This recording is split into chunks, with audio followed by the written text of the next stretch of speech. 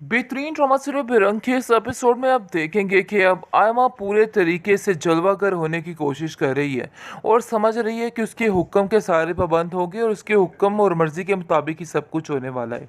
लेकिन ये उसकी बहुत बड़ी बेवकूफ़ी है क्योंकि उसकी माँ ने उसको कहा है कि मेरी बेटी तो अपने पंजे गाड़ लो, यानी कि पूरे तरीके से सारे घर वालों को अपने अंडर कर लो। लेकिन शायद ये नहीं समझाया कि एनी से पंगा मत लो।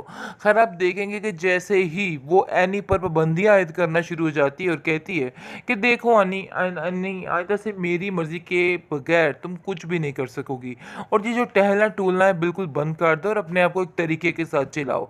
क्योंकि वो उस घर में बड़ी बनने की कोशिश करी, जिस पर एनी कहती है कि तुम्हारा दिमाग तो खराब नहीं हो गया, किस किस्म की फजूल बातें कर रही हो, मुझे तो समझ ही नहीं आ रही कि आखिर तुम्हारे दिमाग को क्या हो चुका है। अपने दिमाग को दुरुस्त करो और ठीक होने की कोशिश करो। इस घर में तुम मम्मी जान की जगह मत लो। उनकी जगह अपनी है और तुम्हारी जगह अपनी है।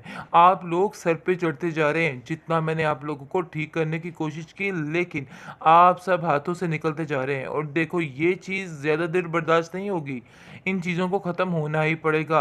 आगे से आप देखेंगे कि वो कहती है कि मैंने तुम्हें जो कहा है अब तुम्हें वही मानना है, क्योंकि मुझे ये सारी बातें मम्मी जान ने ही कही है और कहा है कि मैं अब सारी चीज़ों की देखभाल अपने हाथों में कर लूँ। तो समझो मैंने हर चीज़ की देखभाल अपने हाथों में कर ली है। लेकिन सीधी सीधी खरी खरी ऐनी भी सुना देती है और कहती है कि अपनी ये बातें अपने पास ही रखो। मैं तुम्हारी बातें नहीं सुनने वाली और कभी भी तुम्हारी बातों का यकीन नहीं करूंगी। इसलिए बेहतर यही है कि तुम अपना रास्ता नापो और मैं अपना रास्ता नापती हूँ, क्योंकि मज़ीद गड़बड़ हो ये बात मुझे बिल्कुल भी बारे में नहीं है। इसलिए मैं चाहती हूँ कि बस तुम अपने दिमाग को दुरुस्त कर लो और अपनी जो दिमाग की ये चीज़ें हैं इनको ख़त्म कर दो, वरना ये चीज़ें तुम्हारे लिए भी नुकसानदेह हैं और सबके लिए नुकसानदेह, और मैं ये ऐसा कुछ भी नहीं चाहती हूँ। करने की कोशिश करो। लेकिन दूसरी तरफ आप देखेंगे कि काफ़ी परेशान हैं आइम एमल के माँ-बाप, क्योंकि वो जानते हैं कि उनकी बेटी किस-किस तरीके से ज़लील हो रही है और नौकरियों के लिए किस-किस तरीके से धक्के खा रही है। ये चीज़ उनको बिल्कुल भी बर्दाश्त नहीं हो रही है। इसलिए आप देखेंगे वो एनी से कहते हैं कि एनी तुम ही कुछ करो और इन सब चीज़ों का हल ढूँढो, क्योंकि मुझे नहीं लगता कि कुछ ठीक होने वाला है। वो बहुत परेशान है और इसको हम ऐसे रोते, रुलाते, चीखते, चिल्लाते नहीं देख सकते हैं। इसलिए वो उनकरीब बहुत जल्द पागल हो जाएगी। तुम्हें फ़ाखरा से बात करनी होगी ताकि वो इन चीज़ों को सँभाल ले, और वरना ऐसे तो ज़िंदगी बहुत मुश्किल हो जाएगी। बस मैं तुम्हें यही कहना चाह रहा हूँ कि अब तुम्हें कुछ ना कुछ करना है अपनी बहन के लिए। लेकिन दूसरी तरफ फ़ाखरा एक ही बात पर अटकी हुई है और कहती है कि बस ये बात तो तय है कि एमल इस घर में नहीं आएगी। बस मैंने जो फ़ैसला करना था कर लिया।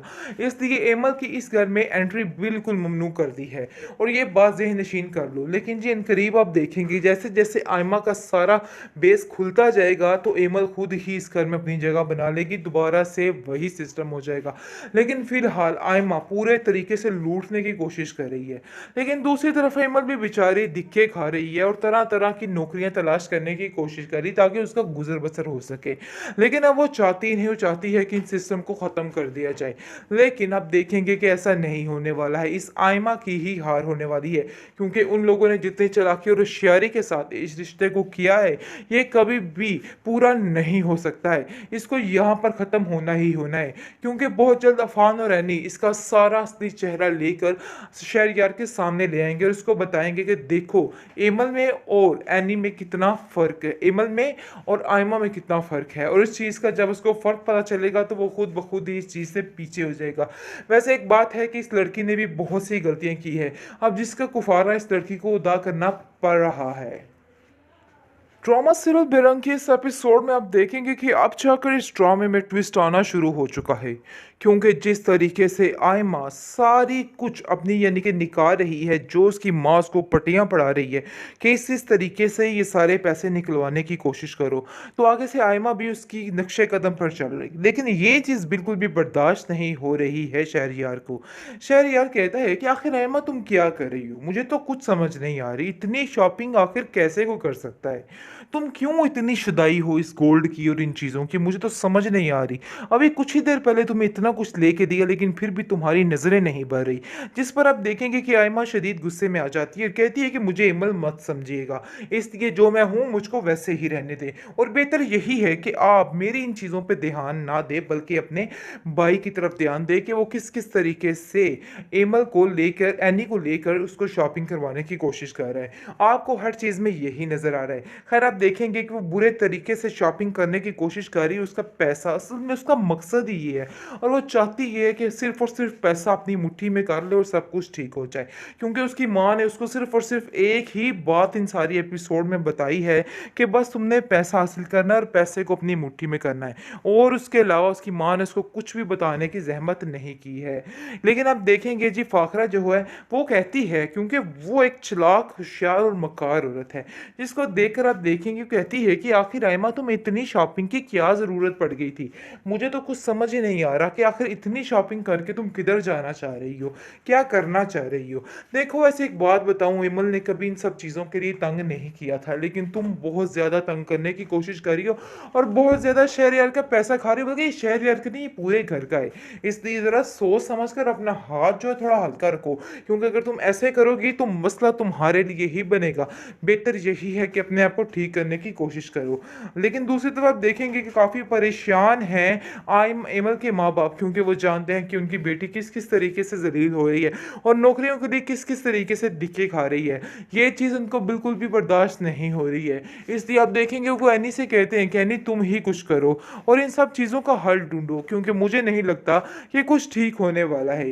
वो बहुत परेशान है और इसको हम ऐसे रोते-रुलाते, चीखते-चिल्लाते नहीं देख सकते हैं। इसलिए वो अनकरीब बहुत जल्द पागल हो जाएगी। तुम्हें फ़ाखरा से बात करनी होगी ताकि वो इन चीज़ों को सँभाल ले, और वरना ऐसे तो ज़िंदगी बहुत मुश्किल हो जाएगी। बस मैं तुम्हें यही कहना चाह रहा हूँ कि अब तुम्हें कुछ ना कुछ करना है अपनी बहन के लिए। लेकिन दूसरी तरफ फ़ाखरा एक ही बात पर अटकी हुई है और कहती है कि बस ये बात तो तय है कि एमल इस घर में नहीं आएगी। बस मैंने जो फ़ैसला करना था कर लिया। इसलिए एमल की इस घर में एंट्री बिल्कुल ममनू कर दी है और ये बात ज़हन-नशीन कर लो। लेकिन जी इनकरीब आप देखेंगे जैसे-जैसे आयमा का सारा बेस खुलता जाएगा तो एमल खुद ही इस घर में अपनी जगह बना लेगी, दोबारा से वही सिस्टम हो जाएगा। लेकिन फ़िलहाल आयमा पूरे तरीके से लूटने की कोशिश कर रही है। लेकिन दूसरी तरफ एमल भी बेचारी धिक्के खा रही है और तरह-तरह की नौकरियां तलाश करने की कोशिश कर रही ताकि उसका गुज़र-बसर हो सके। लेकिन अब वो चाहती नहीं, वो चाहती है कि इन सिस्टम को ख़त्म कर दिया जाए।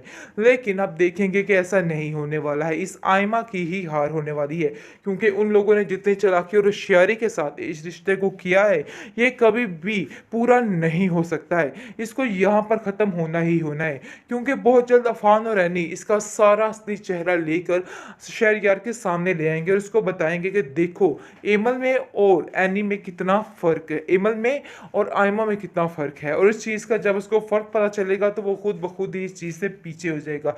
वैसे एक बात है कि इस लड़की ने भी बहुत सी गलतियाँ की है, अब जिसका कुफारा इस लड़की को अदा करना पड़ रहा है।